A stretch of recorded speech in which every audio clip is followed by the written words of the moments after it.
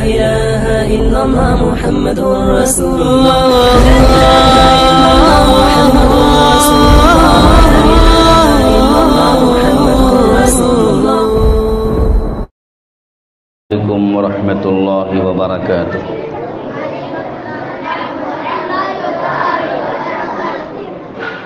ماشاءاللہ بچوں نے تو جواب دیا، بڑوں کا جواب سنا ہی نہیں دیا. شاید دوبارہ سلام کرنا پڑے گا. السلام علیکم ورحمۃ اللہ وبرکاتہ.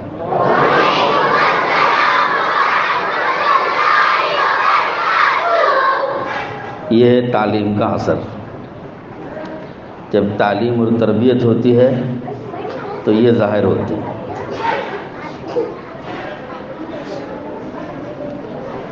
الحمد للہ رب العالمین والصلاة والسلام على رسوله سید الانبیاء والمرسلین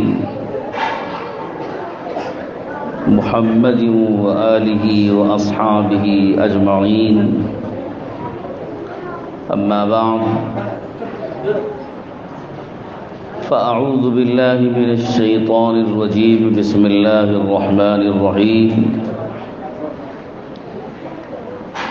ان هذا القرآن يهدي للتي هي اقوم.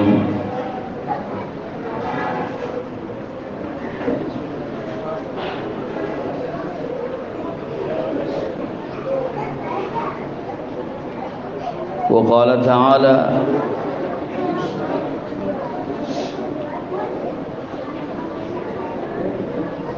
قل هل يستوي الذين يعلمون والذين لا يعلمون وإنما يتذكر أولو الألباب. وقال النبي صلى الله عليه وسلم كل مولود يولد على الفطرة فأبواه يهودانه أو ينصرانه أو يمجسانه.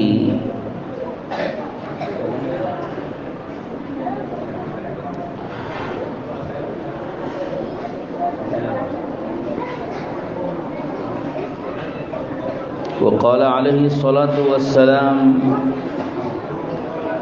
ما نحل والد لولده أفضل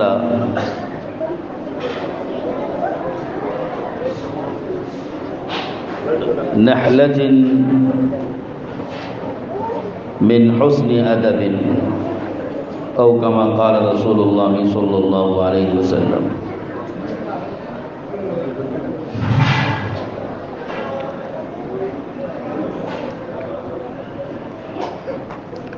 محترم دوستو، بھائیوں، بزرگوں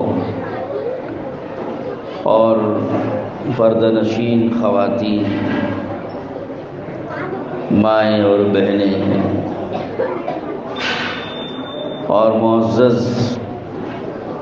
علماء کرام، اساتذہ مدرسہ نور الہدیٰ اور دیگر مہمانان، میری اس مکتب میں پہلی دفعہ حاضری ہوئی ہے اور یہ علاقہ میرے لیے نیا نہیں ہے، میرے لیے تو بہت پرانا علاقہ ہے، کیونکہ یہاں بارہا دعوت و تبلیغ کی نسبت سے اس ضلع میں بارہا آنا ہوا ہے. ضلع حاویری کہ یہ چند تعلقے جن میں دعوت و تبلیغ کا کام چل رہا ہے، ان میں بنگلور شہر سے جو جماعتیں آتی تھیں اور جس حلقے کو یہ علاقہ دیا گیا تھا،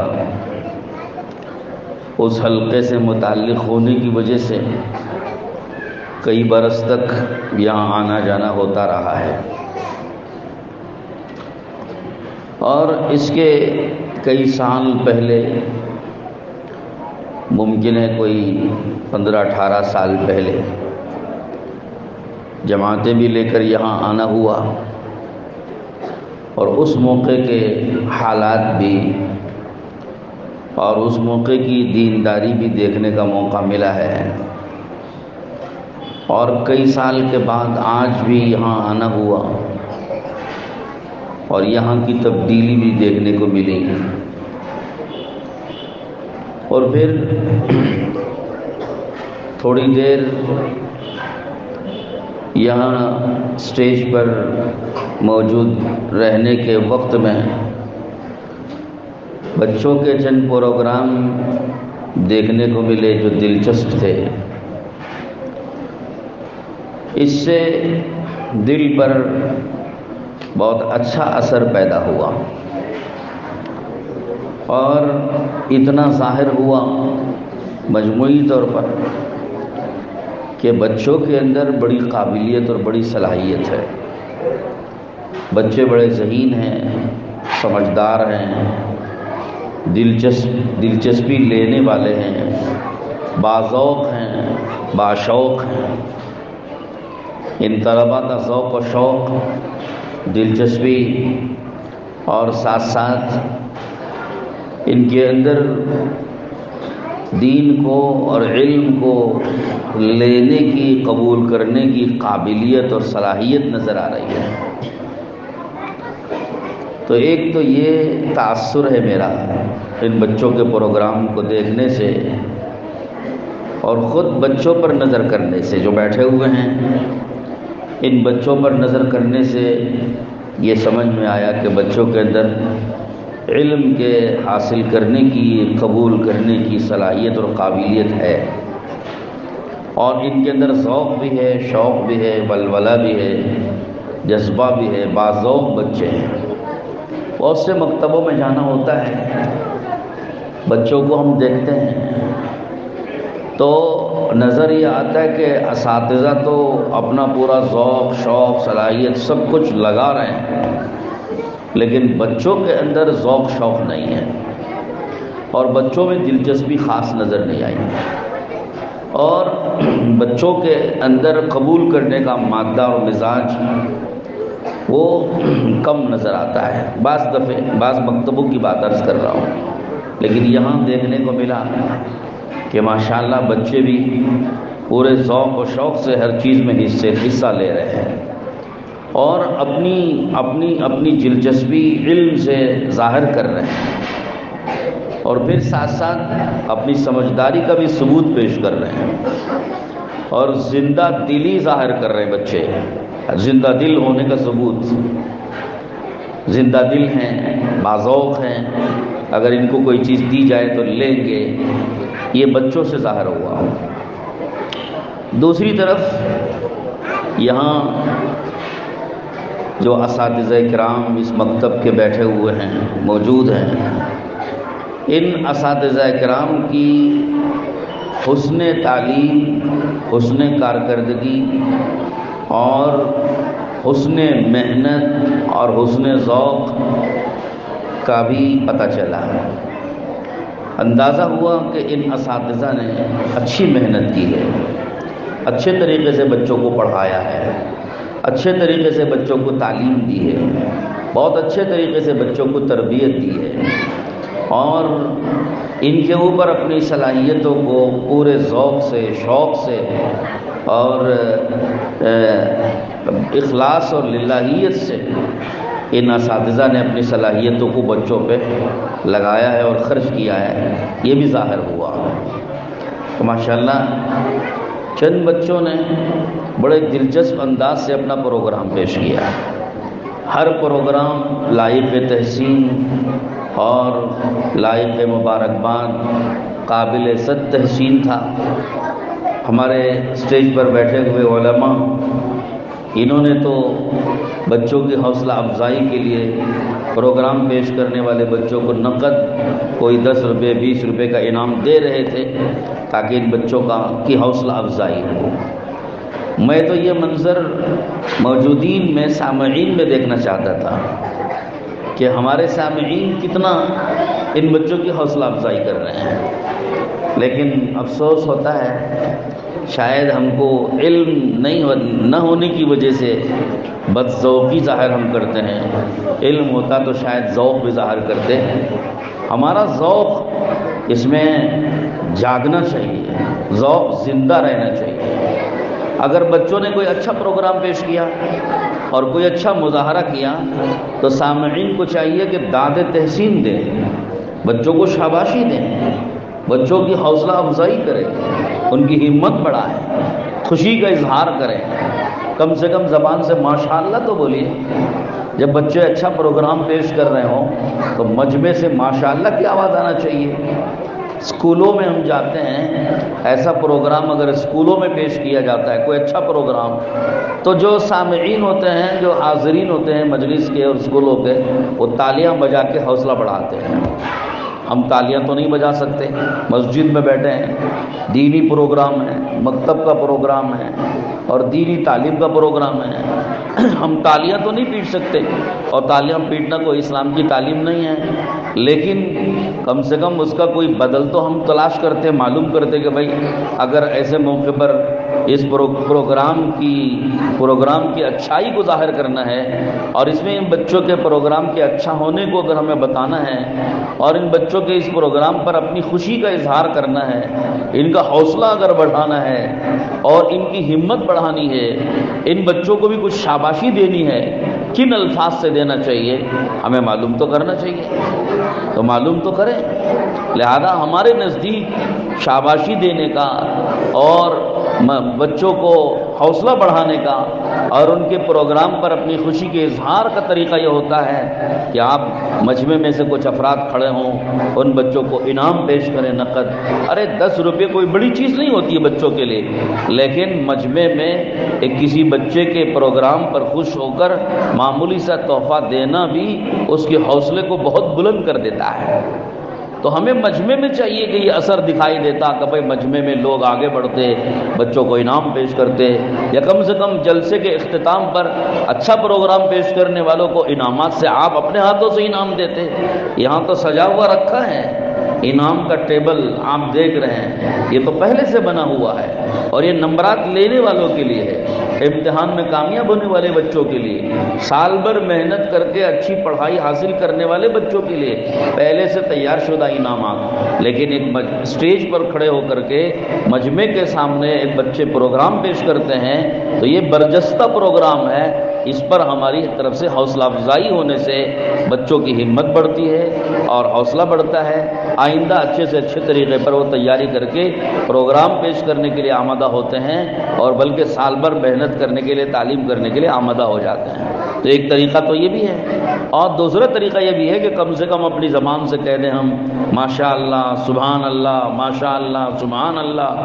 ہم ان الفاظ کے بولنے کو، معاف فرمائیے گا مجھے، ایک خاص طبقے کے لیے ہم نے وقف کر دیا ہے. آپ کے علاقے میں ایک خاص طبقہ رہتا ہے، ان کے ہاں تو ماشاءاللہ سبحان اللہ کی بھرمار ہوتی ہے. ہم نے سمجھ لیا کہ یہ سب ان کے کلمے ہمارے نہیں ہیں، یہی تو ہماری بے اعتدالی ہے. یہ تو اللہ کے کلمے ہیں اور کسی کو بھی داد تحسین دینے کے لیے اور شاباشی دینے کے لیے کلمات ہیں کہ ہم ماشاءاللہ کہیں، سبحان اللہ کہیں. تو اس سے کیا ہوتا ہے؟ بچوں کے حوصلے بڑھ جاتے ہیں. کہیں گے انشاءاللہ؟ ہاں. اب بات میری سمجھ گئے کہ نہیں ہے؟ معصور والے تو اردو سمجھتے ہوں گے نا، اردو پڑھایا جاتا ہے.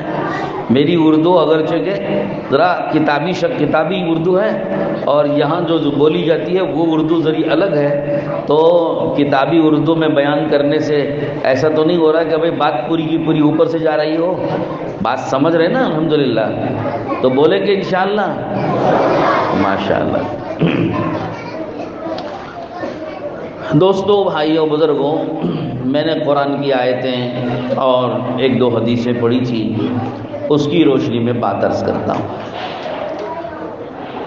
قرآن مجید میں اللہ تعالیٰ نے ایک بات تو یہ فرمائی کہ ان ھذا القرآن یہدی للتی ہی اقوم، کہ یہ قرآن اس راستے کو بتانے والا ہے جو راستہ انسانوں کے لیے سب سے سیدھا راستہ ہے. یہدی للتی ہی اقوم. یہ قرآن سب سے سیدھا راستہ ہمیں بتاتا ہے. یعنی انسانوں کو جینے کے لیے، معاشرت کے لیے، معاملات کے لیے، اخلاقیات کے لیے، عبادتوں کے لیے، انفرادی زندگی ہو، اجتماعی زندگی ہو، اور ازدواجی اور خاندانی زندگی ہو، سوشل لائف ہو، فیملی لائف ہو، پرسنل لائف ہو، ہر زندگی کے گزارنے کے لیے جو راستے ہیں، دنیا میں تو بہت راستے ہیں، بہت راستے ہیں دنیا میں جینے کے. ہر آدمی کے لیے، ہر خاندان کے لیے، ہر قبیلے کنبے کے لیے، اور ہر علاقے والے کے لیے، ہر شہری دیہاتی کے لیے دنیا میں بہت سے راستے چل رہے ہیں. کوئی راستہ یہودیوں کا بنایا ہوا، کوئی راستہ نصرانیوں کا بنایا ہوا، کوئی راستہ ہندوؤں کا بنایا ہوا، کوئی مجوسیوں کا بنایا ہوا ہے، کوئی کیا کہتے ہیں بت پرستوں کا بنایا ہوا، بدھ مذہب کے ماننے والوں کا بنایا ہوا. مختلف مذہب والے، مختلف کلچر والے، مختلف تہذیب والے، مختلف تمدن والے اور مختلف مزاج والوں کے بنائے ہوئے مختلف راستے دنیا میں رائج ہیں، سب چل رہے ہیں. اس لیے کہ یہ دنیا ہے، اور دنیا اللہ پاک سب کچھ، دنیا میں اللہ پاک سب کچھ چلنے کا موقع دیتے ہیں. سب راستے چل رہے ہیں، سب راستے آباد ہیں. ان تمام راستوں میں ایک راستہ وہ بھی ہے جو اسلام نے دیا ہے، اور ایک راستہ وہ ہے جو ہمارے نبی حضرت محمد الرسول اللہ صلی اللہ علیہ وسلم لے کر آئے ہیں. قرآن مجید ان تمام راستوں میں، زندگی گزارنے کے ان تمام طریقوں میں سے اور ان تمام زندگی گزارنے کے راستوں میں سے اس راستے کی رہبری کر رہا ہے جو راستہ ان تمام راستوں، ان تمام طریقوں میں سب سے سیدھا، سب سے صحیح، سب سے زیادہ منزل مقصود تک پہنچانے والا ہے. دنیا میں کوئی اور طریقہ آپ کو نہیں ملے گا جو سیدھا ہو، سب ٹیڑھے راستے ہیں. دنیا میں کوئی آپ کو راستہ، کسی مذہب والوں کا راستہ ایسا نہیں ملے گا جو صحیح ہو، سب غلط راستے ہیں. اور دنیا میں کوئی راستہ اور کوئی طریقہ آپ کو ایسا نہیں ملے گا جو انسان کو منزل تک پہنچا دیتا ہو، جنت تک پہنچا دیتا ہو، سوائے اسلام کے کہ اللہ نے اس قرآن مجید کے ذریعے سے ہم کو اسلام کا اور ہمارے نبی حضرت محمد صلی اللہ علیہ وسلم کا وہ راستہ ہمیں دیا ہے جو سب راستوں میں سب سے صحیح ہے، سب سے سیدھا ہے، سب سے زیادہ منزل تک پہنچانے والا ہے، اور کوئی راستہ منزل تک پہنچانے والا نہیں ہے. تو جس قرآن کی یہ خوبی ہو، اس قرآن پاک سے یہ پوچھنا کہ وہ سیدھا راستہ کیا ہے ہم کو بتا. مجھے جینا ہے، مجھے زندگی گزارنا ہے، مجھے چلنا ہے، اور مجھے اس راستے کو اختیار کرنا ہے. اگر ہم قرآن سے پوچھتے کہ یہ قرآن مجھے وہ بتا دے کیا ہے، تو قرآن آپ کو بتائے گا. قرآن آپ کو بتائے گا اخلاق کیسے ہونے چاہیے، اخلاق قرآن بتائے گا. معاشرت، سوشل لائف، لوگوں کے ساتھ ہمارا جینا کیسا ہونا چاہیے، وہ قرآن بتائے گا آپ کو. کاروبار کیسا ہونا چاہیے، قرآن بتائے گا. شادی بیاہ کیسے ہونی چاہیے، قرآن بتائے گا. اور عبادتیں کیسی ہونی چاہیے، قرآن بتائے گا. عقیدے کیسے ہونے چاہیے، قرآن بتائے گا. ایمان کیسا ہونا چاہیے، قرآن بتائے گا. تو قرآن مجید سے اگر آپ پوچھو تو قرآن مجید ہر راستے کی رہبری کرے گا، اور ایسی رہبری کرے گا کہ اس رہبری کے بعد کسی کی رہبری کی ضرورت نہیں ہے. تو یہ جو مکتب ہے نا، یہ مکتب آپ کے ہر بچے کو اسی قرآن سے جوڑنے کے لیے ہے. یہ مدرسے آپ کے ہر بچے کو اس قرآن سے جوڑنے کے لیے ہے. لیکن مکتب کے اساتذہ ان بچوں کو قرآن مجید کے الفاظ سے جوڑ رہے ہیں، اور قرآن مجید کے الفاظ صحیح کرا رہے ہیں. پھر قرآن مجید کے الفاظ انہیں یاد بھی کرا دیتے ہیں اور ان کو سکھا بھی دیتے ہیں. قرآن مجید پڑھنا سکھا دیا، انگلی رکھ کے ایک ایک حرف کو صحیح طریقے پر پڑھنا سکھا دیا ان اساتذہ نے. اور پھر حافظ بنا کے کچھ صورتوں کو اور کچھ پاروں کو یاد دلا کر اس کا ان کو حافظ بھی بنا دیا. اس حد تک تو یہ اساتذہ اس مکتب کے ذریعے سے خدمت انجام دے دیں گے، لیکن اس کے بعد کی ذمہ داریاں آپ کی ہوتی ہیں۔ ہاں، اس کے بعد کی ذمہ داریاں آپ کی ہیں کہ آپ ان بچوں کو قرآن پاک سے ایسا جوڑو کہ یہ بچے قرآن پاک کا پورا علم حاصل کرنے والے ہو جائیں، قرآن کے یہ عالم بن جائیں، قرآن پاک کے یہ قاری بن جائیں، قرآن کی تفسیر جاننے والے ہو جائیں، قرآن کے معنی مطالب کو سمجھنے جاننے والے ہو جائیں، اور پھر اس قرآن پاک کے علوم کو حاصل کرنے والے ہو کر ان قرآن پاک کے علوم کی روشنی میں اپنی زندگی گزارنے سنوارنے والے ہو جائیں، اور پھر ان قرآن پاک کے علوم کو آپ کے گھروں میں، خاندانوں میں، افراد میں، عورتوں میں، مردوں میں اور محلوں میں، آپ کی آبادیوں میں، آپ کے قریوں میں، دیہات میں، آپ کے شہر میں، آپ کی مسجد میں، آپ کی گلیوں میں، آپ کے بازاروں میں، آپ کی آفیسوں میں، اور آپ کے رہنے کی ہر جگہوں میں، آپ کی کھیتی باڑیوں میں، آپ کی شادی بیاہوں میں، ان سب جگہ قرآن پاک کے ان علوم کو یہ بچے زندہ کرنے والے ہو جائیں، یہ کام ان بچوں سے لینا آپ کی ذمہ داری ہے۔ ہم نے اور آپ نے بچوں کو مکتب کی حد تک تو جوڑ دیا، یہ کوئی کم نہیں ہے، یہ تو اتنی بڑی خدمت ہے جو ہمارے یہ اساتذہ کرام انجام دے رہے ہیں، یہ تو اتنی بڑی خدمت ہے کہ یہ ان کی پہلی اینٹ ہے۔ پہلی اینٹ اگر سیدھی رکھ دی گئی، جیسا کہ فارسی کے ایک شاعر نے کہا ہے کہ خشت اول چون ہد معمار کج تا سریا می رود دیوار کج، فرماتے ہیں کہ معمار نے اگر کیا کہتے ہیں اس کو آپ کے ہاں عمارت بنانے والے کو، میستری نے اگر عمارت کی پہلی اینٹ ٹیڑھی رکھ دی تو شاعر کہتا ہے کہ جب پہلی اینٹ ٹیڑھی رکھی تو اب سریا ستارے تک بھی عمارت بلند کرتے چلے جاؤ گے، پوری عمارت ٹیڑھی ہی جائے گی۔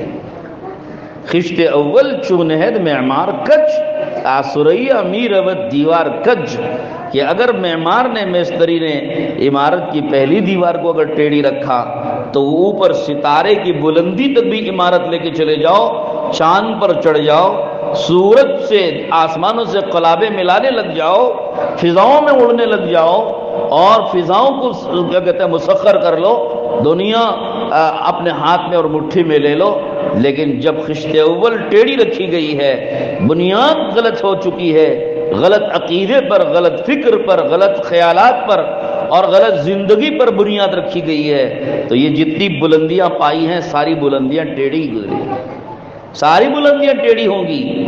اسی لیے آپ دیکھ رہے ہیں کہ جو لوگ مکتب سے نہیں جڑتے اور انہوں نے اسکولوں سے ان کو جوڑ دیا، ابھی بچوں نے کیا شاندار مکالمہ پیش کیا بڑے خوشنما انداز سے، اسی سے بہت بڑا سبق مل جاتا ہے کہ جنہوں نے مکتب سے نہیں جوڑا بلکہ کانوینٹ اسکولوں سے جوڑا، انگریزوں کی اسکولوں سے جوڑا اور عیسائی مشنری کی اسکولوں سے جوڑا، ہندوؤں کی اسکول سے جوڑا اور کفر و شرک کے ماحول سے ان بچوں کو جوڑا، اور ایسی اسکولوں اور ایسی تعلیم گاہوں سے ان بچوں کو جوڑا جن تعلیم گاہوں کا نتیجہ کیا ہے، جس کو علامہ اقبال نے کہا تھا کہ ہم کیا کہتے ہیں اس کو، ہم اس تعلیم کو قابل ضبطی سمجھتے ہیں جس کو پڑھ کر بچے باپ کو خبطی سمجھتے ہیں۔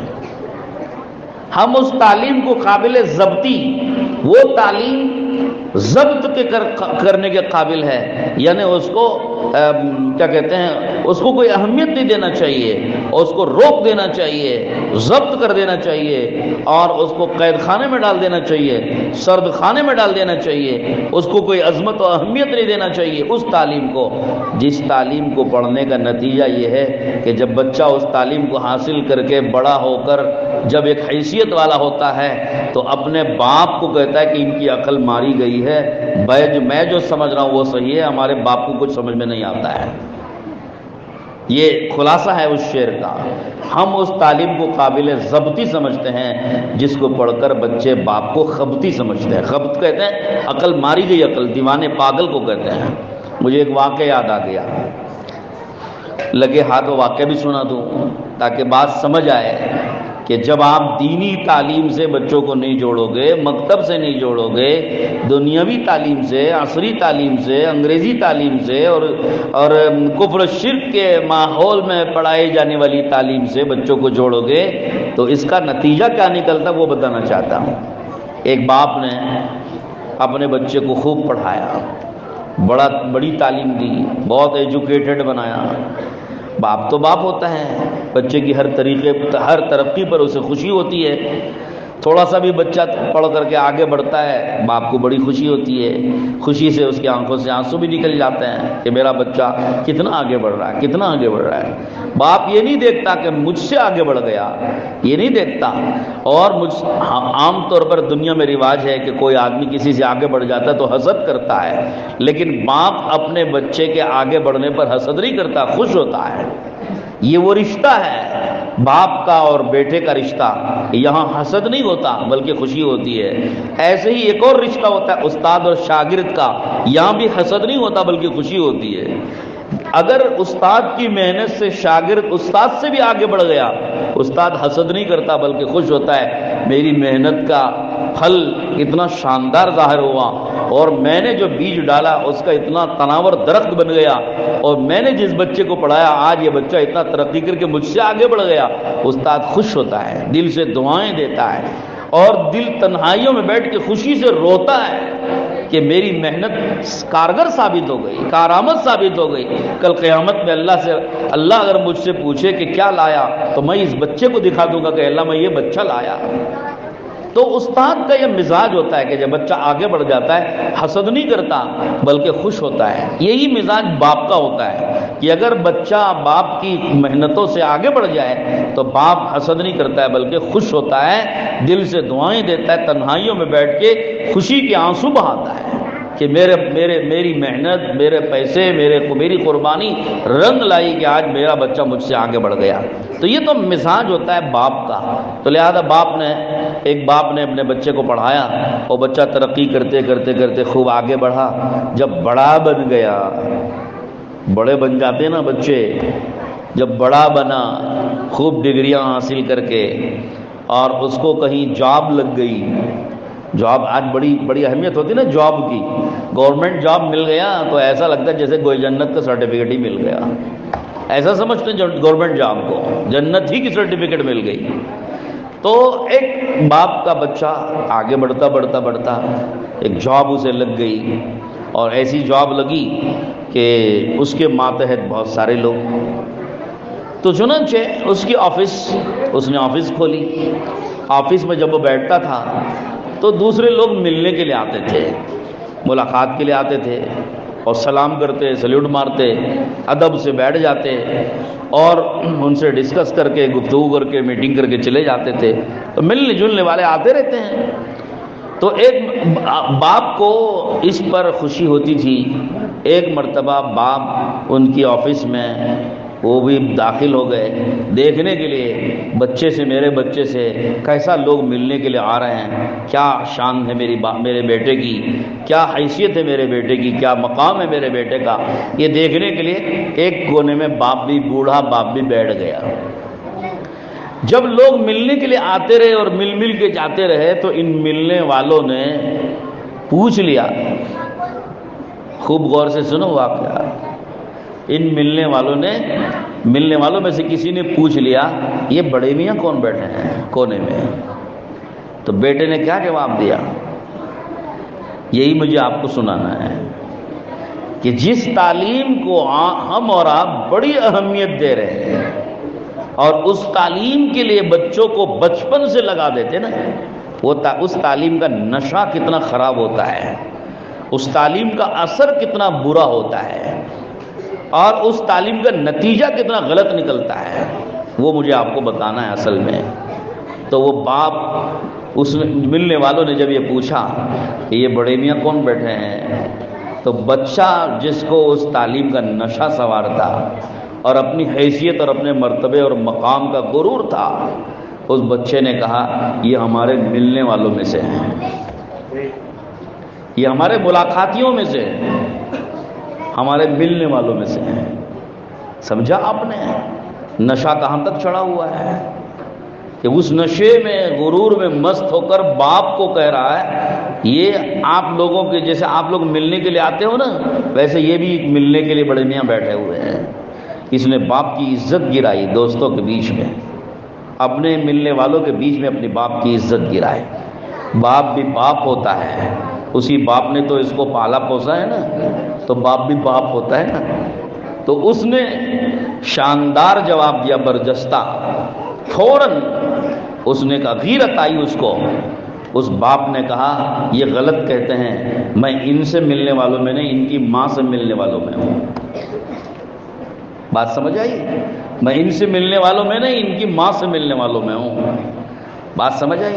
یعنی باپ نے اس بوڑھے باپ نے بڑا عقل مندی کا جواب دے کر یہ سمجھا دیا کہ اس کو اپنے باپ کی قدر نہیں ہے اور یہ باپ کی حیثیت گھٹا رہا ہے اور میری حیثیت ایک عام ملنے والوں کی قرار دے رہا ہے, جبکہ میں تو اس کا باپ ہوں, اس کے ملنے والے لوگوں میں سے نہیں ہوں.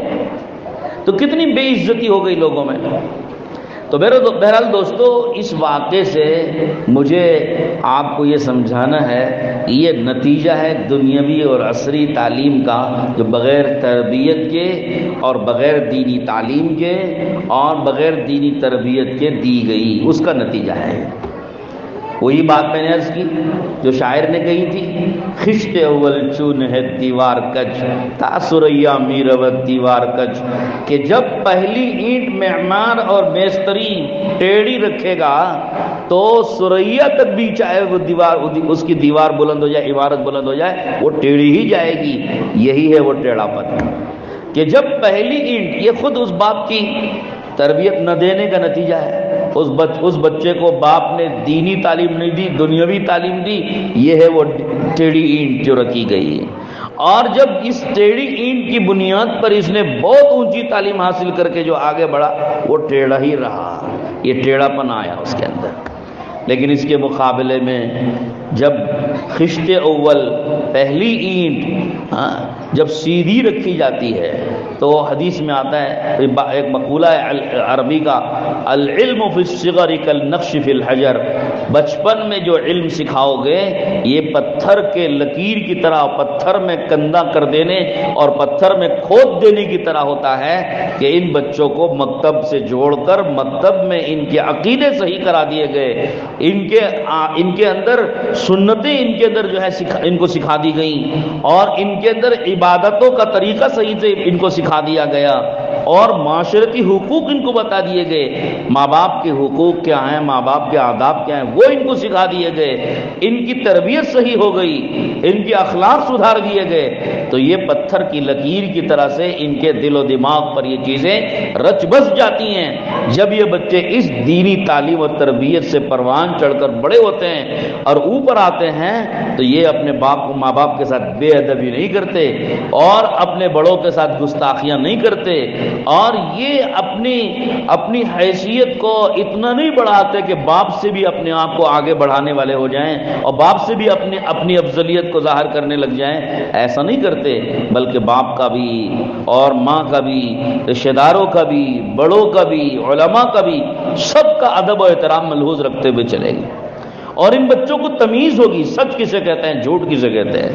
ان بچوں کو مکتب میں پڑھا دیا جاتا ہے سچ کیا ہوتا ہے, جھوٹ کیا ہوتا ہے, سچ کے فائدے کیا ہیں, جھوٹ کے نقصانات کیا ہیں, امانت کسے کہتے ہیں, خیانت کسے کہتے ہیں, دھوکہ کسے کہتے ہیں, ایمانداری کسے کہتے ہیں اور بد اخلاقی کسے کہتے ہیں اور حسن اخلاق کسے کہتے ہیں. بچپن میں ان بچوں کو سکھا دیا جاتا ہے. اس کا کیا نتیجہ نکلتا ہے؟ ایک واقعہ سناؤں گا آپ کو.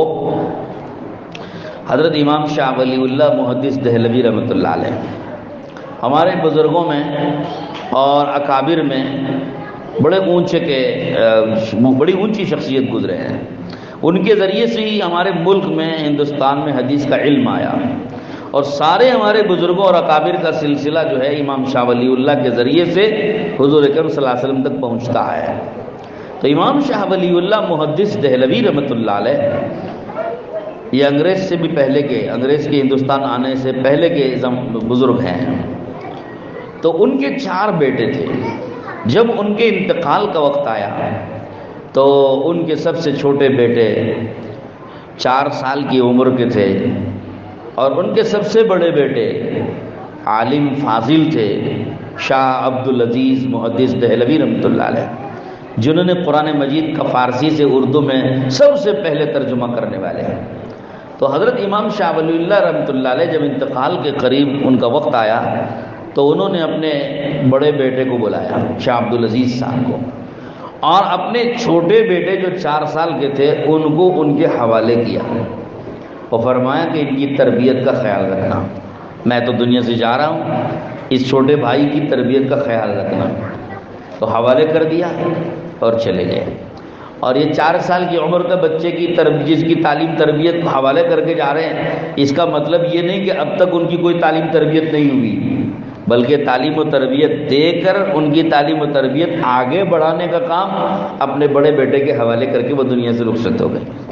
اب سنیے، 4 سال کی اس بچے کی تعلیم و تربیت حضرت امام شاہ ولی اللہ کے گھر میں کتنی شاندار ہوئی ہے، آپ کو میں اس کا اندازہ کرانے کے لیے یہ مثال دے رہا ہوں، واقعہ سنا رہا ہوں۔ جب والد کا انتقال ہو گیا اور بڑے بھائی صاحب شاہ عبدالعزیز صاحب اپنے چھوٹے بھائی کو لے کر بیٹھے پڑھانے کے لیے، ہے نا، مکتب میں پڑھانے کے لیے بیٹھے، تو ایک کتاب عربی زبان کی پڑھانی شروع کی۔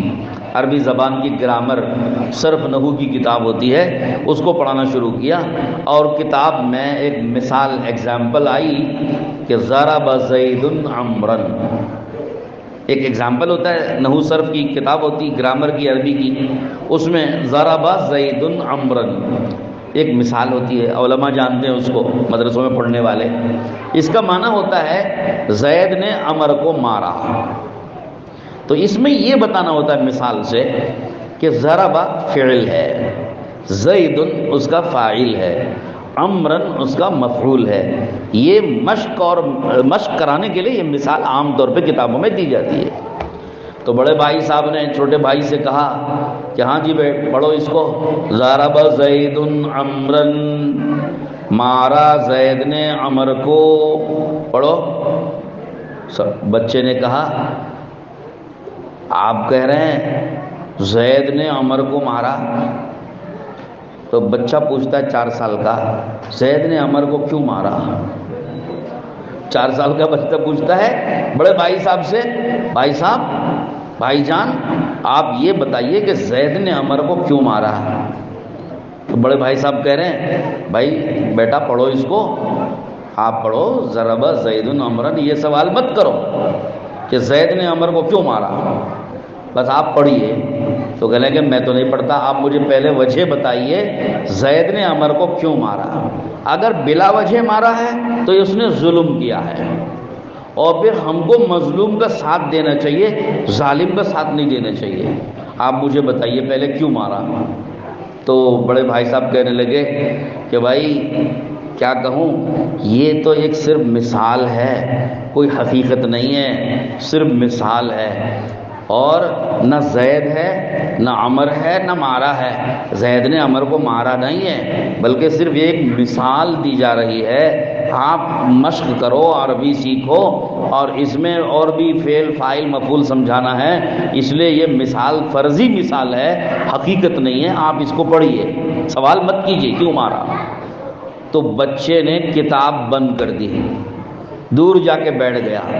آپ کہہ رہے ہیں زید نے عمر کو نہیں مارا، اور مجھ سے پڑھنے کو کہہ رہے ہیں پڑھو زید نے عمر کو مارا، تو پھر تو یہ جھوٹ ہے، میں جھوٹ نہیں پڑھتا۔ کتاب بند کر دی، دور چلا گیا۔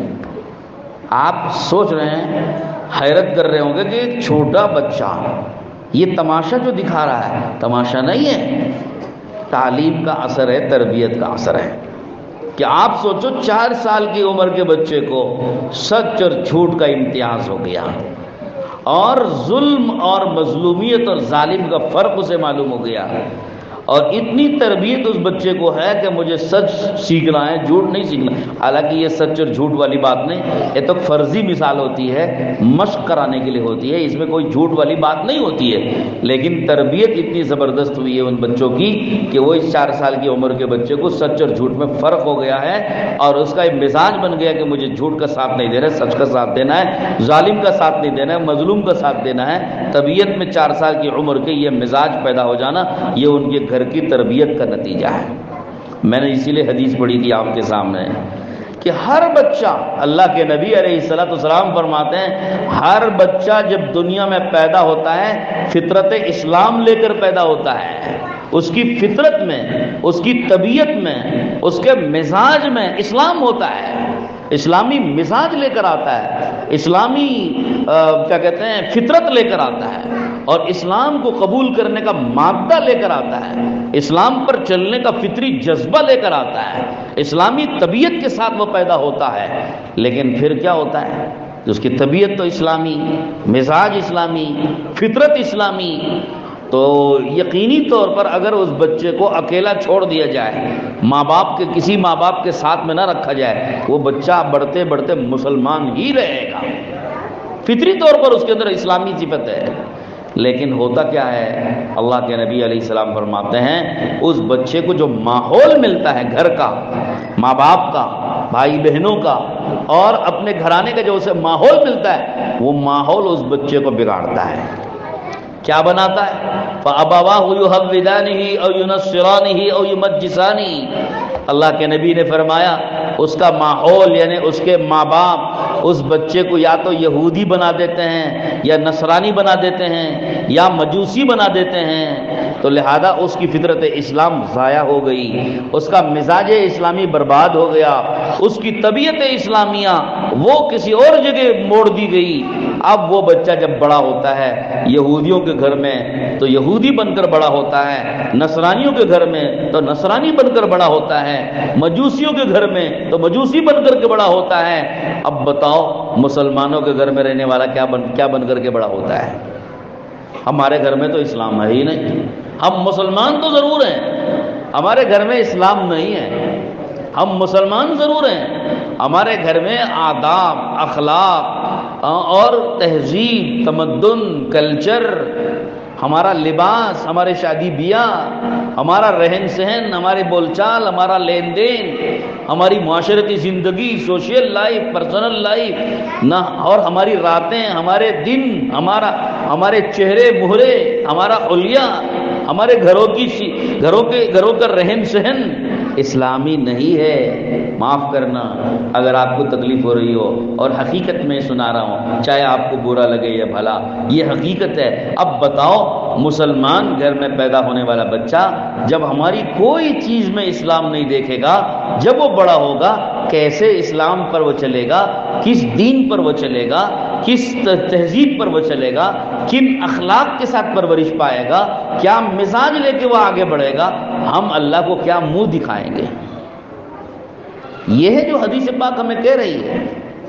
اس لیے یہ حدیث ہمیں تعلیم دے رہی ہے کہ جب ان بچوں کو اللہ نے فطرت اسلام پر پیدا کیا ہے، مزاج اسلامی دے کر کے دنیا میں بھیجا ہے، طبیعت اسلامیہ کے ساتھ اللہ نے جب اس کو پیدا کیا ہے، اللہ کی اس کو نعمت سمجھ کر اپنے گھروں کا ماحول اسلامی بنانا ہے، گھروں کا مزاج اسلامی بناؤ، لباس اسلامی بناؤ، گھروں کا رہن سہن اسلامی بناؤ، تاکہ یہ بچے جب پروان چڑھیں، آنکھ کھولیں تو آنکھ سے ان کو اسلام نظر آئے، اسلامی تہذیب نظر آئے، اسلامی کلچر نظر آئے، اسلامی اخلاق نظر آئے۔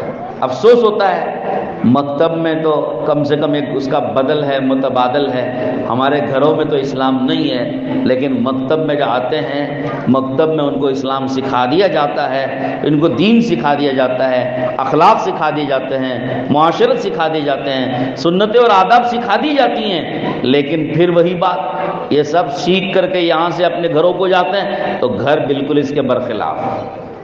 جو آداب بچے یہاں کھانے کے سیکھ کے جا رہے ہیں ان کے گھروں میں ان آداب کے لحاظ سے کھانا نہیں کھایا جا رہا ہے، تو یہ بچے جنہوں نے کھانے کے آداب یہاں سیکھے جب وہ اپنے گھر میں اس کا ماحول نہیں دیکھیں گے تو ان آداب کا کیا ہوگا؟ جو انہوں نے یاد کیے تھے وہ تو چند دن یاد رہیں گے، اس کے بعد ختم۔ سارے استاد کی محنت پہ پانی پھر گیا، اور پانی کس نے پھیرا؟ ہمارے گھروں کے ماحول نے پھیرا ہے، ماں باپ نے پھیرا ہے۔ اگر ہم کریں کہ جو ان بچوں نے آداب کھانے پینے کے، سونے اٹھنے کے اور لباس کے اور دیگر جتنی سنتیں اور آداب ان بچوں نے یہاں سیکھے، اگر یہ مجمع جو یہاں بیٹھا ہوا ہے ماں باپ کا، سرپرستوں کا، مائیں بھی سن رہی ہیں میری باتیں، بہنیں بھی سن رہی ہیں، اور یہاں سرپرستان مرد بھائی اور باپ بھی بیٹھے ہوئے ہیں، مرد بڑے بیٹھے ہوئے ہیں، اگر آپ ایک ذمہ داری لے لو، میں اس اسٹیج سے ان اساتذہ کرام کی موجودگی میں اس مدرسے جامعہ اسلامیہ نور الہدیٰ کے پلیٹ فارم سے آپ سے یہ گزارش کر رہا ہوں کہ ایک ذمہ داری آپ لے لو، وہ یہ کہ یہ بچے جس دین کو، جس آداب کو، جن سنتوں کو اور جس اخلاق کو سیکھ کر مکتب سے آپ کے گھروں میں آ رہے ہیں، ایک ذمہ داری آپ لے لو، ان آداب، ان سنتوں، ان تہذیب، اس اخلاق پر ہم ان بچوں کو اپنے گھروں میں باقی رکھنے کی ذمہ داری لیں گے۔ بولو لیتے ہیں؟ ذرا ہاتھ اٹھا کے بتاؤ کون ذمہ داری لیں گے؟ یہ بچے ان اساتذہ کی محنت سے، ابھی آپ نے دیکھ لیا اسٹیج پر کیا شاندار مظاہرہ اور کیا کیا شاندار طریقے سے بچوں نے ایک ایک چیز سنا کر آپ کو بتائی، آپ کی آنکھیں چکا چوندھ ہو گئی، آپ کے دماغ کی چولیں ہل گئی اور آپ کے دل خوشی سے پھول گئے۔ ان کی ماؤں نے جنہوں نے یہ پروگرام دیکھا، اپنے بچوں کے ان صلاحیتوں کو دیکھا، ان ماؤں کے آج ان کے کلیجہ منہ کو آ رہا ہوگا خوشی سے، ان کی آنکھوں سے تو آنسو نکل گئے ہوں گے جو مائیں یہاں دیکھ رہی ہیں ان بچوں کا پروگرام۔ لیکن بتاؤ مجھے کہ جو کچھ ان بچوں نے سیکھا ہے یہ ان کی موت تک باقی رہنا چاہیے نہیں رہنا چاہیے؟ بولو بھائی، اس کا کیا سبب، اس کا کون ذمہ دار ہے؟ یہ چیزیں جو ان بچوں نے سیکھی، میں نے کہا نا العلم فی الصغر کالنقش فی الحجر، بچوں کو بچپن میں جو علم سکھا دیا جاتا ہے وہ پتھر کی لکیر کی طرح سے ان کے دل و دماغ پر بیٹھ جاتا ہے۔ تو اگر ان بچوں کے دل و دماغ پر اس کو بٹھانا ہے، ان کے عمل میں اس کو اتارنا ہے، ان کی موت تک یہ سامان اور یہ سرمایہ ان کا باقی رکھنا ہے، تو اس کی ذمہ داری آپ پر ہے۔ یہ ذمہ داری آپ کو ہے، ماں باپ پر ہے، گھر کے سرپرستان اور مردوں پر ہے، ماؤں پر ہے سب سے زیادہ۔ مرد تو باہر کمانے چلے جاتے ہیں، مائیں گھر میں ہر وقت رہتی ہیں۔ مائیں اگر ذمہ داری لے لے، باپ اگر نگرانی کی ذمہ داری لے لے کہ جو کچھ ان بچوں نے سیکھا، ان کے اس سیکھے ہوئے علم پر ہم ان بچوں کو باقی رکھیں گے، ان کا یہ علم ضائع ہونے نہیں دیں گے، ان آداب کے مطابق ان بچوں سے گھر میں ہم کھانا کھلائیں گے، کپڑے پہنائیں گے، گھر کی تہذیب و تمدن کو، کلچر کو، اپنے گھر کے نظام کو اور خاندانی اپنی رسم و رواج کو، ہمارے گھروں میں جو برسوں سے چل رہا ہوگا، ہمارے اپنے انداز، اپنے مزاج، اپنے رسم و رواج اور اپنے طور طریقے سب ہم چھوڑ دیں گے، اور جو ان بچوں نے علم سیکھا ہے اس علم کے مطابق اپنے گھر کو ہم سنواریں گے۔ یہ ذمہ داری اگر بڑے لے لیتے ہیں، میں انشاءاللہ پورے یقین کے ساتھ اللہ کی ذات سے امید رکھتے ہوئے یہ بات کر سکتا ہوں کہ یہ سارے آداب اور یہ ساری سنتیں گھر گھر میں زندہ ہو جائیں گی، ہر گھر ان سے روشن ہو جاوے گا، ہر گھر ان سنتوں اور آداب سے آباد ہو جاوے گا، اور یہ 100% دین گھروں میں آنے کا سبب اور ذریعہ بن جائے گا۔ بلکہ ہم نے تو دیکھا ہے بہت سے مکتب کے بچوں نے اپنے ماں باپ کو بھی آداب سکھا دیے، ماں باپ نہیں جانتے تھے، جاہل تھے، بچوں کی وجہ سے وہ بھی سیکھ کر وہ بھی باادب بن گئے، سنتوں پہ آ گئے۔ کئی ماں باپ تو بچوں کی وجہ سے بدل گئے، ان کے بچوں نے جو علم لا کے گھروں میں ان کو دیا، وہ علم ان ماں باپ نے اختیار کیا، تو جاہل ماں باپ بھی ان کی زندگیاں روشن ہو گئی، اور ماں باپ نے اعتراف کیا ہم کچھ نہیں جانتے تھے، ان بچوں سے ہم نے سیکھا، ہم جاہل تھے، ان بچوں نے ہم کو سکھایا۔ بہت سی دفعے یہ بھی دیکھنے میں آیا بہت سی جگہوں پر ماں باپ نے بچے سے قرآن سیکھا ہے، کہیں دیکھا آپ نے؟ ارے سنا آپ نے کوئی کارگزاری کہ ماں باپ نے اپنے بچے سے قرآن سیکھا، قرآن صحیح کیا؟ حالانکہ بچے کے مقابلے میں ماں باپ کا کیا عمر کتنی ہوتی ہے، مقام کتنا ہوتا ہے، لیکن ان ماں باپ پر قربان جائیں جن ماں باپ نے اپنے آپ کو اتنا چھوٹا بنایا، اپنے بچوں کے پاس بیٹھ کے قرآن سیکھ کر قرآن صحیح کیا۔ میں نے خود آنکھوں سے دیکھا ایسے لوگوں کو، ایسی عورتوں کو، ایسے مردوں کو دیکھا جنہوں نے اپنے بچوں کے سامنے بیٹھ کے قرآن پاک کو صحیح کیا ہے، اپنے بچوں سے سیکھا ہے۔ تو بہرحال لمبے بیان کا موقع نہیں ہے، کافی بات ہو چکی ہے آپ کے سامنے۔ قرآن مجید کی ایک آیت میں نے پڑھی تھی، اس کی میں تشریح کر رہا تھا، ان ھذا القرآن یہدی للتی ہی اقوم۔ یہ قرآن صرف برکت کی کتاب نہیں ہے، یہ ہدایت کی کتاب ہے۔ قرآن رحمت ہے، قرآن نور ہے، قرآن نصیحت نامہ ہے اور ہدایت نامہ ہے۔ ایک پیغام، ایک زندگی گزارنے کا طریقہ قرآن مجید لے کر ہمارے پاس آتا ہے۔ اس قرآن پاک کو ہم عزت دیں گے تو انشاءاللہ ہماری بھی عزت اللہ کے ہاں بڑھتی چلی جائے گی۔ قرآن پاک کو سیکھنے والے بچے آج ناظرہ قرآن ختم کر رہے ہیں۔ ان ناظرہ قرآن ختم کرنے والوں کو اللہ کیا اعزاز دیا جاتا ہے، ہمیں اس کا احساس آج نہیں ہوگا۔ جب قیامت کے دن اللہ پاک ان کو بلا کر اعزازات دیں گے، وہاں اس سے بھی بڑا نور کا سٹیج سجایا جائے گا، نور کے ممبر بچھائے جائیں گے اور ساری مخلوق سامنے ہوگی، اور اللہ رب العزت بلائیں گے حافظ قرآن کہاں ہے، اور وہ ناظرہ خاں کہاں ہے، اور وہ قرآن پاک کو پڑھنے والا کہاں ہے۔ اللہ اس کو بلائیں گے، اس کو اعزاز سے نوازیں گے۔ اس وقت پتہ چلے گا کہ ان بچوں نے جو قرآن سیکھا اس کا کیا مقام ہوتا ہے، اس کا کیا اجر ہوتا ہے، اس کا کیا ثواب ہوتا ہے، اور اس کی وجہ سے قیامت میں ان کو کتنی عزت ملتی ہے، وہ قیامت میں پتہ چلے گا۔ لہذا دوستو، اللہ کے نبی نے ہم کو اس کے فضائل بتائے ہیں۔ سارے فضائل تو آپ حضرات نے الحمدللہ سنے ہوں گے، دیگر علماء کرام کے خطبات سے، جمعے میں، دیگر موقعوں پر آپ حضرات نے قرآن کے فضائل پر، بچوں نے بھی ممکن ہے تقریر کی ہوگی، سنتے رہتے ہیں۔ تو قرآن پاک کے سیکھنے کے زبردست فائدے ہیں۔ تو ہم نیت کریں کہ ہم ان بچوں کو مکتب سے جوڑے رکھیں گے، اور ان مکتب سے جوڑے رکھ کر ہر بچے کو ہم انشاءاللہ قرآن پاک کے نور سے منور کریں گے، اور جو یہ بچے علم سیکھ کر آئیں گے مکتب سے، اس علم کو ہم اپنے گھروں میں زندہ کریں گے۔ یہ نیت میں آپ سب حضرات کی چاہتا ہوں، کریں گے انشاءاللہ۔ اور پھر ایک حدیث پاک میں نے پڑھی تھی، کیا حدیث تھی؟ ایک قرآن پاک کی آیت میں اللہ نے فرمایا قُلْ هَلْ يَسْتَوِي الَّذِينَ يَعْلَمُونَ وَالَّذِينَ لَا يَعْلَمُونَ۔ اس حدیث قرآن پاک کی آیت میں یہ فرق اور امتیاز اللہ نے سمجھا دیا ہے۔ کیا فرق؟ جب بچے بڑے علم سیکھ لیتے ہیں، ان کی زندگی کتنی ممتاز ہو جاتی ہے، اور جو علم نہیں سیکھتے ان کی زندگی دوسروں کے مقابلے میں کتنی کمتر ہوتی ہے۔